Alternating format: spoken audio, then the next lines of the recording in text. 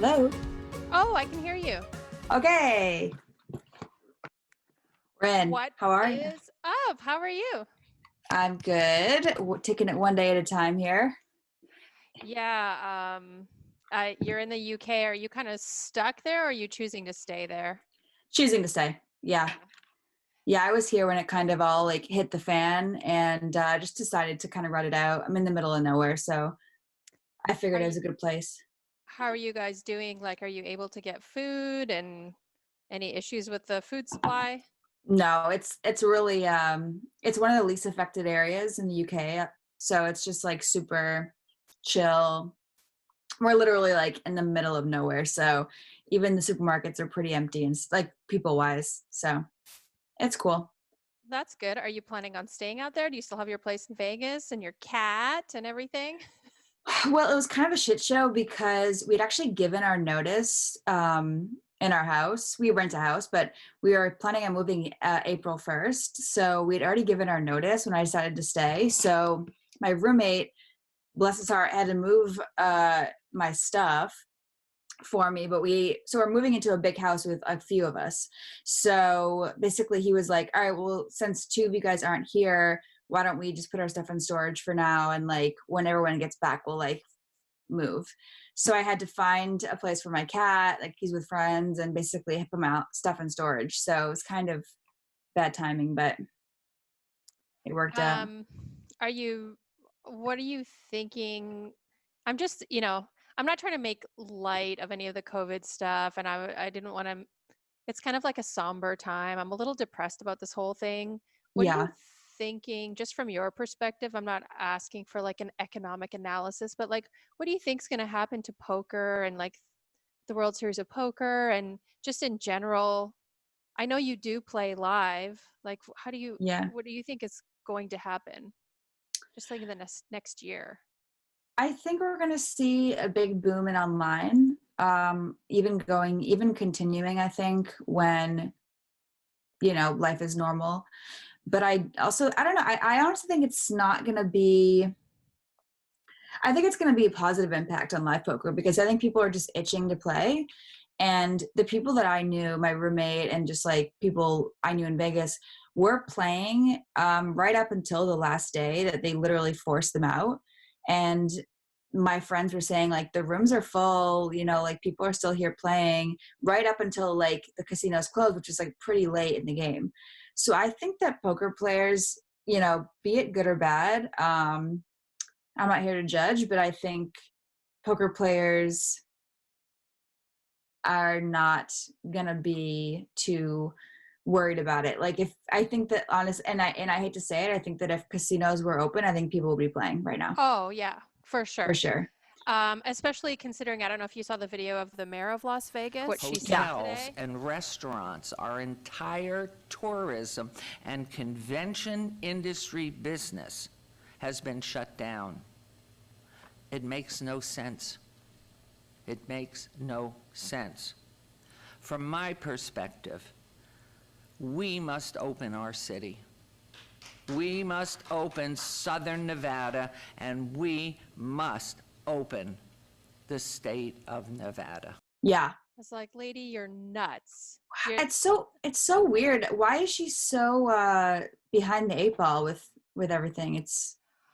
and I talk about this so many times with everybody, and I'm repeating myself constantly, but we're so we're so tribal. Even with objective information, we want to be tribal. We want to now the conservatives are like, these are our constitutional rights, open America. And I'm like, dude, we're gonna fucking die. And if it's not us, it's our grandparents or people with, some underlying health conditions. Like, Yeah. I don't want my 30-year-old friends with asthma to die, but they're Yeah. dying. And I don't know. I don't know why we can't all objectively look at the data and then come together and decide on a plan that's going to work by keeping the most people alive and hopefully helping the economy. I don't know. I'm terrified. I know. This is 1 month. I feel like I'm going a little stir crazy. I feel very, I feel like a reasonable person and logical, and Yeah. I'm already going stir crazy. I already Yeah. like want to burn shit down and get back out there. I don't know. I can't imagine what it's going to be like in a few months when everybody is so cooped up. People are broke. People can't eat. There's lineups to the food bank. Well, that's what I keep thinking about is as bad as I feel, imagine I have like really no problems. Like I'm not sick. I don't have money issues. I'm not losing my job. I'm not someone I know isn't sick. I'm not like, any number of things that could be going wrong that I can't even imagine all this stress that's already there. And then having having a major issue. Imagine being pregnant right now. Imagine Right. having any kind of, health issue or whatever. It's so crazy to think about. And yeah, I mean, I honestly don't know what the future holds, but I mean, for my own personal, I can only control myself. And I just figured better to be in like the middle of nowhere, UK than in Vegas right now. So obviously I'd rather be with my boyfriend than alone or with my roommate, whatever. But it's like, I think I'm just trying to stay really under the radar. So. Yeah, I hope that this is an opportunity for us to legalize poker online in the United States, because you're able to play legally now, right? Oh yeah. And that's Yeah. another beautiful thing is I just have access to all the sites and the world is my oyster online, and the games have been insane. So So that's you're streaming a yeah. lot now. I saw that. Yeah. I get my Twitch notifications all the time when you're streaming. How is that going? Because I know, at least I think you were mostly playing live previously. How has that adjustment been for you? It's been an adjustment. Online is completely different than live. And I've done a little bit of cash games, but I found that the tournament style just lends itself to Twitch really well. People like the journey of start, middle, and end, how you're doing, how you're progressing. So I've been playing mostly tournaments recently, and I'm obviously not a tournament player really, but of course Spraggy is, and like he's a huge help. But yeah, it's just so, especially when you're multi-tabling, when you're playing even a live tournament, right? You're sitting there, you're seeing very few hands, you've got nothing but time. And so you're just able to watch everybody and like get all this information. When you're multi-tabling online, even if you have a HUD, which I don't have, it's so much more about just like fundamental good poker and making quick fundamental, like there's no really consideration of like player tendencies, history, Right. who's, you know what I mean? It's just all about like It's just pretty much close to GTO. mechanical. It's mechanical, yeah. It's just like very like da da da da da da da, and like, of course, like it's a little bit less like that if you're like in an FT, maybe you're deep in a tournament, but yeah. So I think that you have to shift your brain from like it's great because it just like really solidifies like fundamentals and like playing solid poker, because you're stripping away all the other kind of stuff that I think can get in the way with a lot of live players, You mean like so. exploitative strategies that are Yeah, like generally used in especially like lower stakes games in live? yeah. I think that I think a lot of live players, myself included, we just get caught up in like, a lot of times you just have history with people, and so you just make decisions because you're like, I play with this guy every day, I just know he's never bluffing here, or I know he does this, da, da, da, da, da. And after a while, even if you started off with some good fundamentals, I think after a while it just becomes like the waters get muddied, and Yeah. and you lose those. After a while, you're not even really following pre-flop opening charts. You're just, oh, fuck this guy, he's too loose in the big, so I'm just gonna fucking like pound on him. Like, and so online for me, it's just been this really hard look at, I'm tracking my data and everything, and it's just kind of this hard look at, hey, what's really going on underneath the hood here? What's really going on? and it's been mixed results, honestly. So I'm wondering we'll if it's easier for you as a live player going into online play and going more towards GTO rather than exploitative than it would be for an online player who's just like straight GTO going to live and then realizing that no one's playing GTO in like mid ranges. Maybe they are more maybe they are more in the bigger games, but like just being, just seeing everyone's VPIPs being high, seeing the craziest opening ranges in like Under the Gun or something. I'm just curious if it would be easier for you in this transition than someone going from online to live. I would say it's much easier from someone going online to live because especially like the good regs, yeah, like I think that what they have more so than just GTO understanding is just ability to adapt. And I think it obviously would take some time to get used to like pool tendencies and stuff. Mm-hmm. Spraggy's played a bunch with me live, and he's hardly played live in his life. He's played for 10 years full time, and he's hardly played any live poker. So he just like sits in the middle of nowhere and plays online. That's just his life. That's his life. That's Yeah. Yeah. Yeah. And we've played a bunch live, Cash, and definitely, especially the first few times, he was like, what is going on in these games? Like, and he lost the first few times and like, just kind of was really confused, but he adjusts yeah, I mean, I think that there's a reason why people with a really strong online background tend to be just most of the elite players have a strong online background. Not all, for sure, but yeah. Do you think that there might be an issue with real-time solvers in online, in any of the online games? Oh, absolutely. Absolutely, yeah. I mean, when you get to the nosebleed high stakes level, I think I just think when you're dealing with that much money in any kind of live online tournament cash, it doesn't matter. People are just going to get to a point where they just need to find any little edge. And Yeah. I think it's really easy for even good people who think that they would never do that to slip into it because, it's just so much money and there's so much out there available. And so it's a slippery slope, I think. So I'm curious, since we're on the topic, if you don't mind talking about Yeah. it, I'm curious what your thoughts are on, I love that you're drinking wine right now. I wish I was. I ran out. Have to.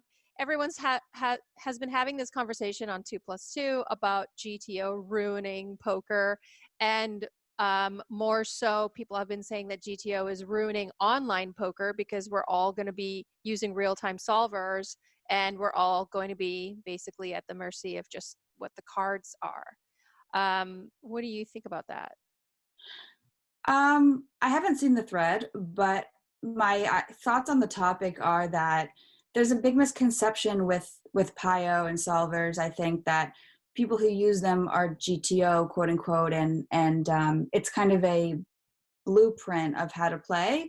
But I think I have some limited experience with it. Obviously, Spraggy has it. We've fooled around with it a bunch, but and I've just watched a lot of Run It Once videos and stuff, which are all PIO. And the thing that I think that the elite players do so well is that first they observe what player tendencies are and they know how to tweak the solvers to reflect those.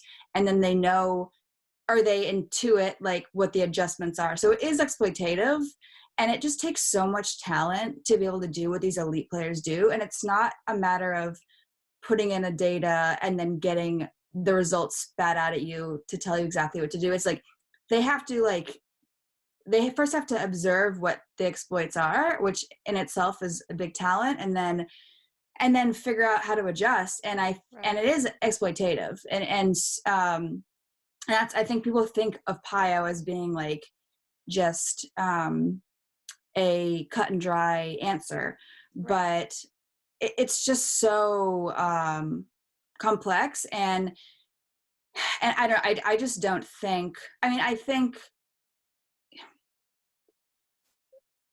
that when you're talking about super nosebleeds and the best in the world all using real-time solvers because they're just the best, they know how to use the solvers, it gets dicey because they actually know what they're doing.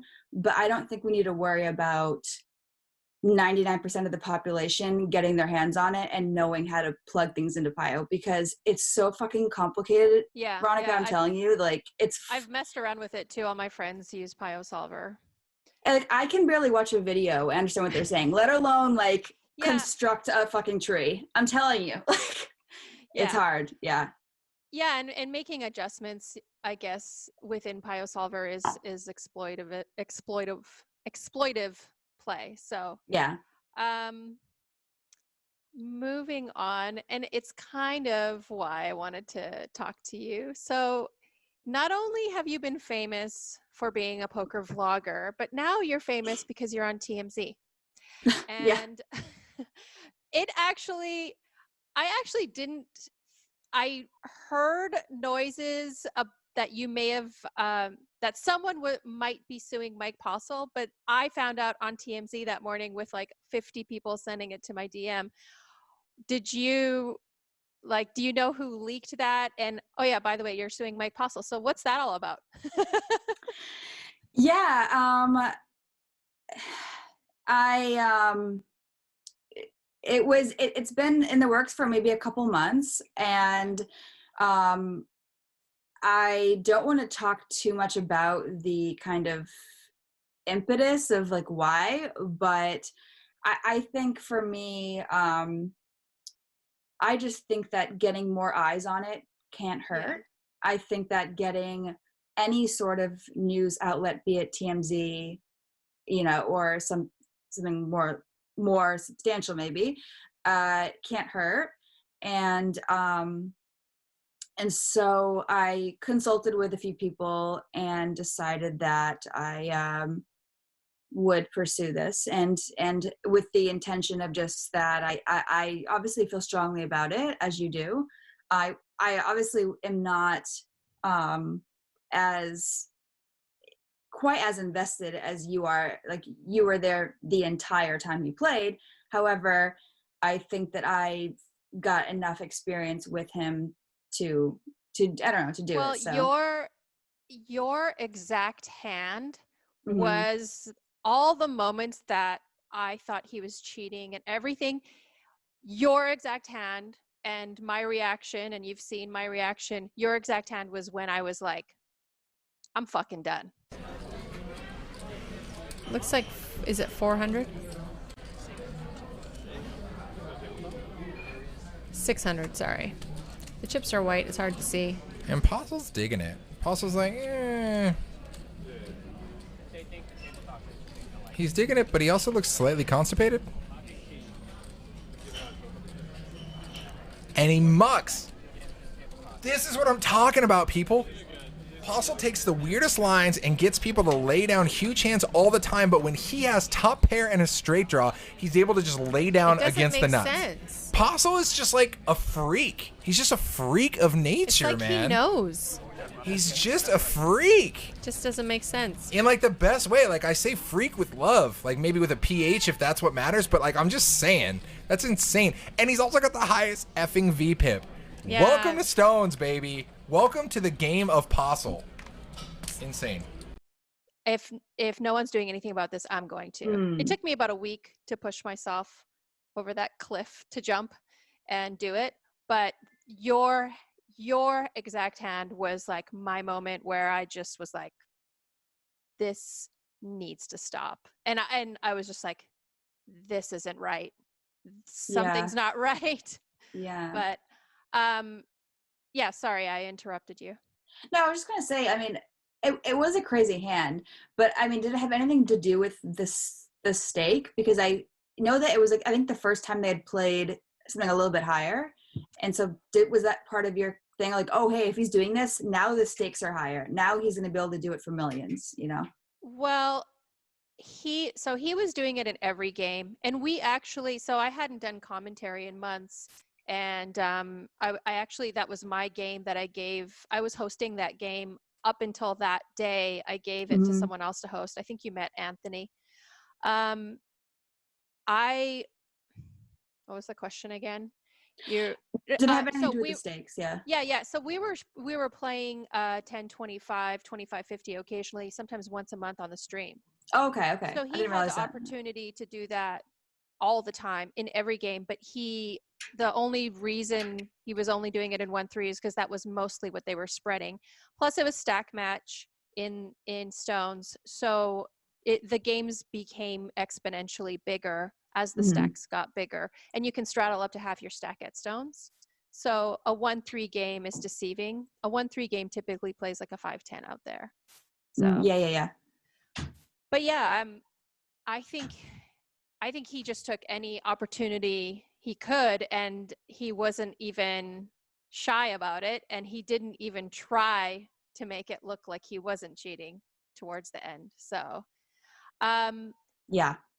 I'm curious what you thought while you were playing. And I know it was a little while ago, but like there's been so much focus on that one game. What were you thinking while you were playing against him? Well, as soon as I walked into the room, I was playing on the floor, and all anybody could talk about with him, whether, because obviously I was talking to the floor people, talked to some regs and stuff, and everyone was just mentioning like, this guy's a god, oh my god, but in a very, admiring tone. And so when I sat down, I was very, and I will say that I was obviously watching the stream while I was playing on the floor on the TV, and the hands that were being played, I didn't specifically like think it at the time that it was him, but just in general, the hands that I was seeing play, I obviously had some friends in the game too. And I remember like thinking like, what the fuck is like going, like I've never fucking seen hands like this in my fucking life. And of course I've never played in Sacramento. So I was just like, oh, like this is just how they play up here. I don't know, but the showdowns were insane. It is what they were. It is kind of how they play in Sacramento. I mean, the games were wild, but the stuff he was doing it seemed like very high variance type of plays. And then, so if you're on a heater, you're crushing the table, but then when you're not, you're losing your pants. But he never lost his stack. He never walked away a loser for like 98% of his games. So I remember there's one moment, so that hand was big, and then there was another time where I 3-bet him. He opened in late, and I think I 3-bet him in the small. Don't quote me on this, but it was either, I 3-bet him, I 3-bet him in the blinds with ace king, and he just folded. And after the stream ended, he came over to me like very proudly. He said like, what'd you have, whatever. And I was like, oh, I had ace king, whatever. And he was like, oh, I actually folded ace king. It was just like so proud to tell me that he folded ace king to my 3-bet, which again is like, what do you do? Like, it was just like, and of course I just thought, I mean, you just see crazy things. Of course I just thought, oh, this guy's just a goober, either he's lying or whatever. But that was very weird. He was very bragging about that.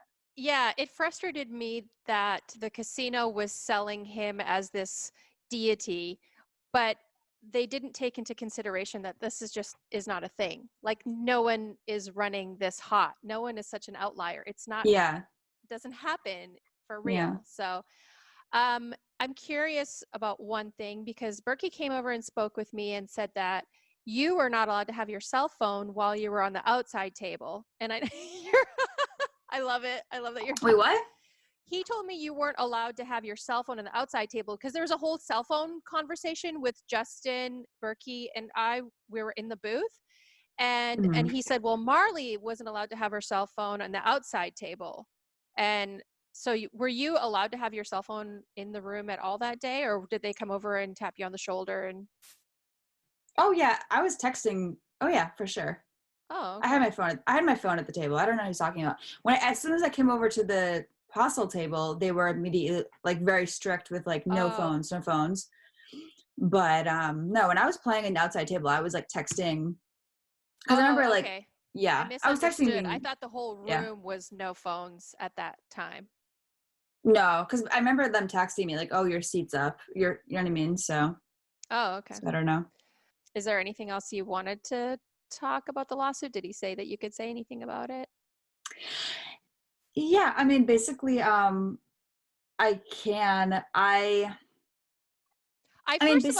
appreciate you doing this. I think that it takes a lot of guts, because a lot of people out there are idiots and are still on Team Postle, and you can get a lot of mean stuff said to you. So I appreciate you putting yourself out there. I think it's really cool that you're doing this. Yeah, I appreciate that. And but yeah, I guess I do want to say that I actually obviously I talked to my lawyer like before this all happened, and we discussed it, and it was never in my head genuinely that this would literally ever be a thing. Like I wasn't going to talk about it publicly. I didn't want whatever. It was just kind of those things. It was like, we talked about it. We came up with I came up with my reasons for it, which I won't discuss, and it was kind of like, okay, we'll just quietly do this. And that's it. And then the TMZ thing happened and I was like, okay, but,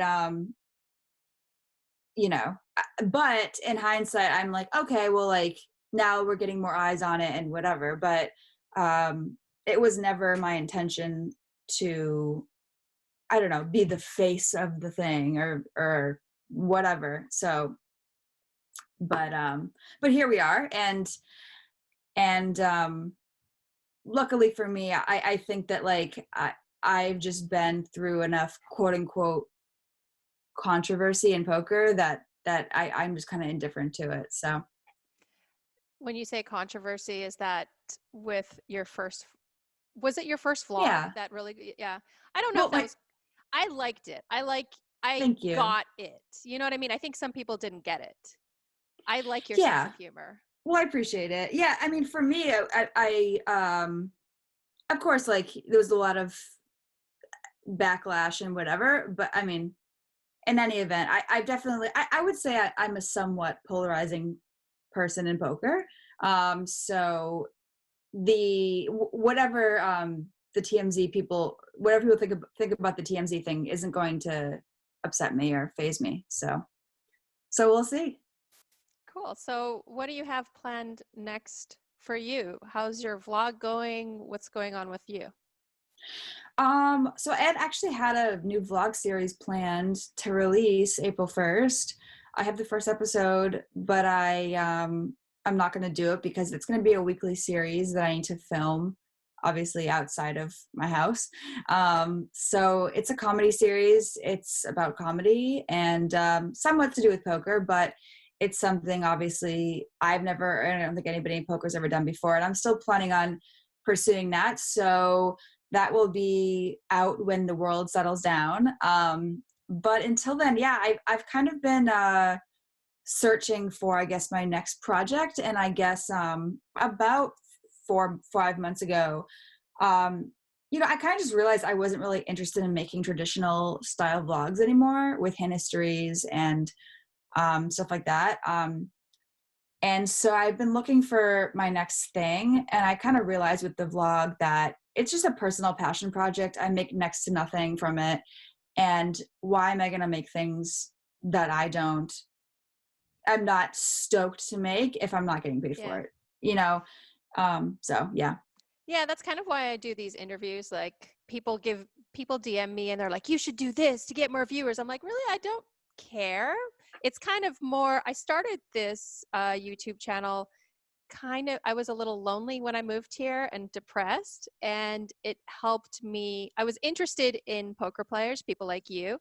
Mm-hmm. And I was like, well, I think interviewing people and then taking the time to edit it and it would be my work and interesting to other people if they value that type of stuff. But it's not really, I know I'm not going to make any money off of it. And I'm not trying to leverage my career because I already have one, So yeah, passion projects I think are have to be that what they're called, your passion. So that's cool. I'm looking forward to that. So are you going to be recording them now and just having them ready to go to put them on YouTube or? No, because the whole theme of the story is that I am pursuing things outside poker. And so it's filming me doing that. So it's kind of, but so. Is it going to be the same type of humor that your vlogs are traditionally taking on right now? Yeah, it's different, but definitely in that kind of theme. It's not going to be, it's about poker, I guess, but it's not anything to do with strategy or actual playing of poker whatsoever. So, well, I'm definitely going to be getting some mixed reviews, but again, I think, for me, maybe you're immune to this, but I kind of fell into the trap, I think, at some point with it that, you want it to be well received. You want to get good feedback, and these kind of videos that weren't traditional, I always got mixed feedback from, and a lot of negative. So That was going to be my next question. I'm curious what your DMs look like. Like what kind of I'm curious what people who don't get your humor tell you. Yeah. Like your first video, I thought was hilarious. I watched it multiple times. I actually just watched it before our interview again. I was laughing. Oh. It's really good. But I can tell how people wouldn't get it. Like, I fucked him. I think I fucked him twice. Have I fucked this guy? I'm not sure. Unfortunately for me, I have fucked everyone in there. So on to the next place. I can see how people be like, how can you say that? You know. Well, what actually upset me the most, because I don't really care about the random trolls, right? And of course, there's plenty of those that hate me. But actually, what upset me the most was I know some people specifically, but I won't name names, who went around to a lot of females in poker and specifically said, "Hey, what do you think of Marle? Does this upset you?" Like basically, like trying to. One of whom is, you know, some of my friends now in poker who are females have told me that they were asked before, like, "Hey, what do you think of Marle?" And even with the infamous Kelly interview on Joey, like, I felt that he really like baited her into like hating me or something and kind of put her up against a wall to be like, and that really upset me because it's like I was made to be like the anti-girl or something, or anti-feminist or whatever. And so that was kind of hard to take, that, you know, a lot of women immediately were like, "Oh, I don't like you." And the only ones who I'm friends with now are the ones that like actually took the time to be like, "Well, I don't know her." You know what I mean? And so whatever, but yeah. I could see that if they were taking it seriously, not as a piece of it's like a satire, real life / satire. Yeah. You know, I'm shocked that people don't get that. But Well, I mean, I guess like if you don't know somebody and all you see is that, you think it's serious, but you know. Oh no, I saw it right away. I was like, "Oh shit, this is good." But I mean, I guess on my channel here, I'm a little more calm. But when I was doing Stones Live, I was constantly in trouble for the things I said and did and rants Really? I went on. But I like a lot of times I was hamming it up for the camera and I didn't care.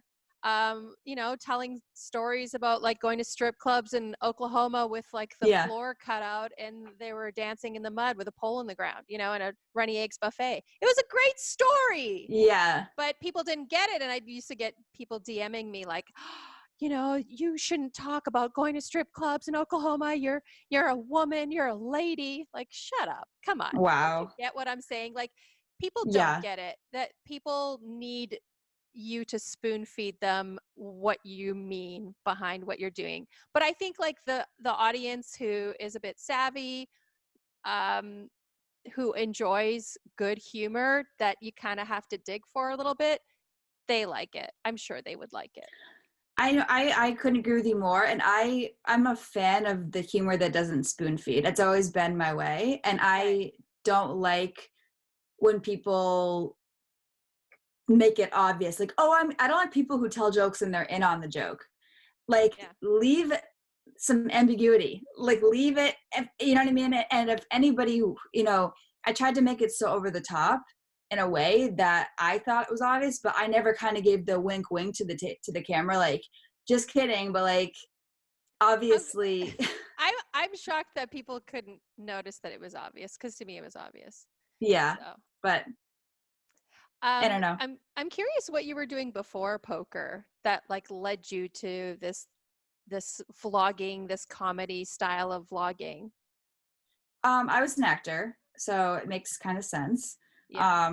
But I did like a little bit of everything, and I used to, you know, my ex in New York was a director. We made a couple of short films together, and I used to write with him all the time and make little things all the time. And I just loved it so much. And it was just a natural progression for me to want that kind of creative outlet when I started playing full time, and had basically given up all my creative stuff. So it was kind of like an after progression, but I sat on it for so long and just didn't release it for so long because because the stuff I was filming, I just felt was so not me. And so, yeah, it took me breaking up with him. And then like the next month, just being like in a very, as you do when you break up with someone, just in a very fuck it kind of mentality. And it just kind of like clicked. So That's the best way for creativity to happen. yeah. Not having any barriers on you for trying to make someone approve of what you're doing.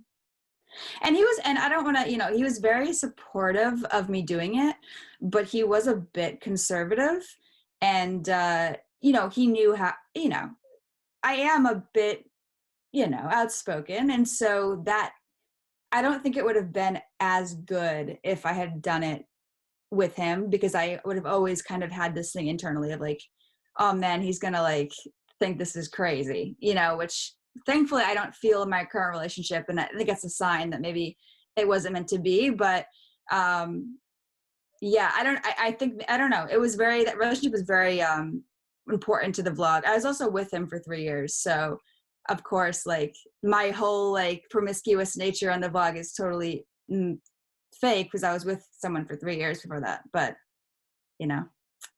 So now you're affiliated with Run It Once. You and Mhm. Jamie have a show. And with this whole COVID stuff, my life's been busy, and I used to watch your show religiously in Oh. the office sometimes. Not to tell anyone. But are you guys still filming that, but just remotely? Yeah. Okay, I need to catch up on that. I'll put a link to that in the video.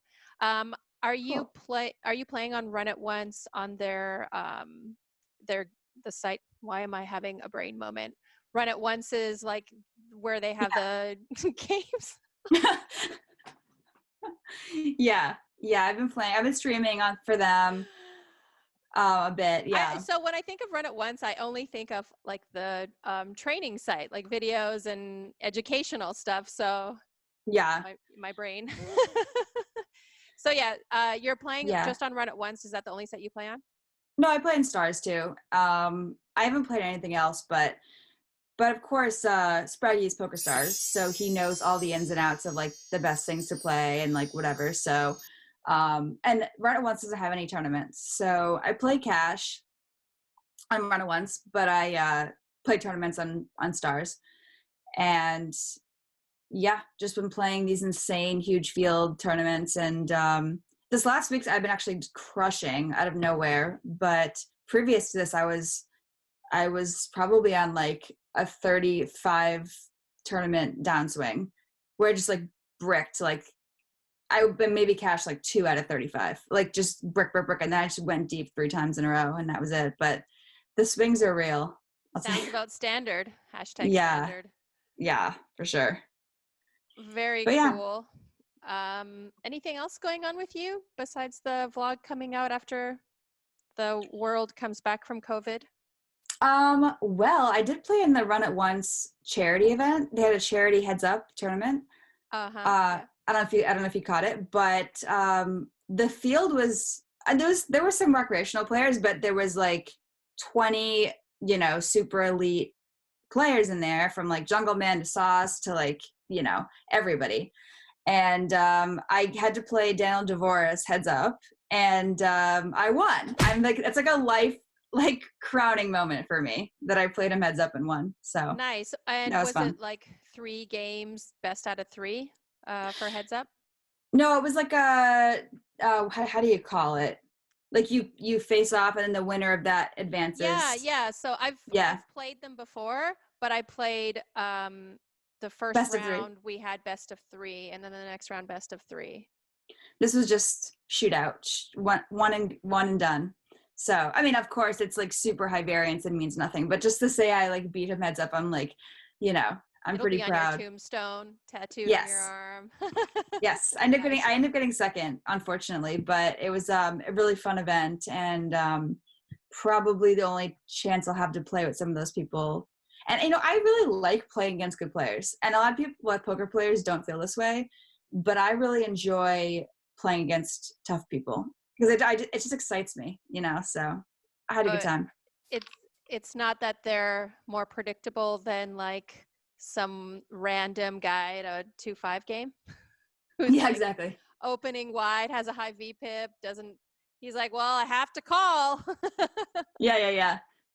Yeah, it's just different, but yeah, I enjoyed it. So yeah, besides that, I've just been streaming and trying to keep my shit together, but so far so good. So far so good. Cool.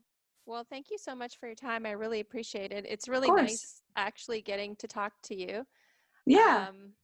I kind of feel bad because when I saw you at Stones, I don't feel like I got a chance to talk to you because when I walked in, I went right into the booth and you were already playing. I think you got there before us, and you didn't come in with Berkey and Soto. So Yeah. I wish I got a chance to talk to you more. I know. And by the time I saw you after, because I did see you after, I was like in my head so much with all of this. I was like furious, and I just couldn't I don't know if it showed, but I didn't know how to make sense of what I just saw.